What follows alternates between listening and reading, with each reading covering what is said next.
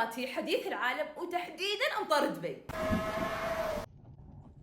بعض الناس قاموا يهاجمون البنية التحتية في الإمارات. خلينا نرد عليهم بهالمقطع. معدل الأمطار السنوي هو 80 ملم في الإمارات لأنها دولة صحراوية، بينما لندن ففي الشهر الواحد ينزل 50 ملم.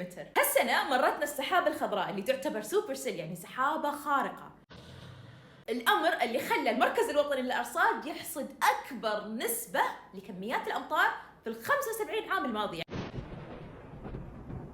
الحين أباكم تركزوا لي على هالرقم 250 أو أكثر من 250 ملم، يعني ما يعادل كمية الأمطار اللي نزلت في لندن 5 شهور متواصلة. جمعوا كل الأمطار لمدة 5 شهور ونزلوها في يوم واحد، أو جمعوا كمية الأمطار اللي بتنزل في الإمارات لمدة أكثر من 3 سنوات وصبوها في يوم واحد، فهذا اللي صار أمس. الجدير بالذكر أن كافة الإجراءات تم اتخاذها، ناهيكم عن أن البعض يشتغل في هذه الظروف الصعبة، اللي ينظم السير، اللي يشفط الماي، واللي فشكرا لكم.